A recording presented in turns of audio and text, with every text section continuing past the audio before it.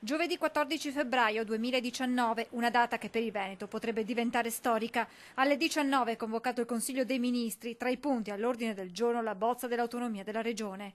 La conferma è arrivata direttamente dal Ministro Erika Stefani. Domani sera il Consiglio dei Ministri sarà un Consiglio dei Ministri molto importante, è la chiusura sicuramente della fase tecnica di questa lunghissima trattativa. Dunque con 24 ore d'anticipo il dossier arriva sul tavolo del governo, un documento che, stando ad alcune indiscrezioni, presenterebbe ancora dei nodi sui capitoli relativi a sanità, cultura, infrastrutture, ambiente. È già stato fatto presente da parte sia del Presidente Zaia che del Presidente Fontana, nonché di Bonaccini, che vi sono dei punti che se risolti porteranno alla firma. Occorre sciogliere questo nodo, sicuramente un nodo politico. Il passaggio in Consiglio dei Ministri di domani è fondamentale, siamo di fronte ad una riforma storica e come tutte le riforme storiche ha il suo giusto travaglio, ma noi siamo veneti, non ci fermiamo davanti a nulla, ha dichiarato il governatore Zaia, aggiungendo poi: Lega e 5 Stelle hanno sostenuto il referendum, sottoscritto l'autonomia nel contratto di governo e ribadito più volte che si farà. Sul piano tecnico c'è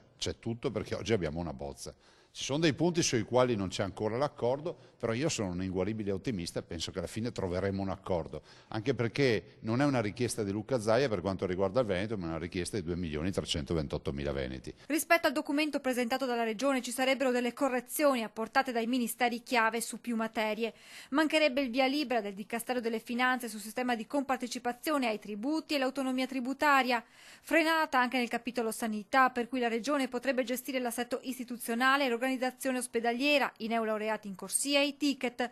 Per quanto riguarda invece le infrastrutture, il no dell'esecutivo potrebbe arrivare per la regionalizzazione di linee ferroviarie locali e per il finanziamento del TPL.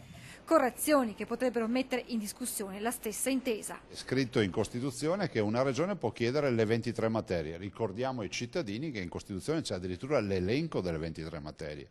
Quindi noi abbiamo fatto un referendum per le 23 materie, continuiamo a chiedere le 23 materie, siamo a disposizione, però è un'intesa. Roma non deve prevaricare il Veneto non deve prevaricare Roma. Soluzioni anacquate ovviamente non ne sottoscrivo.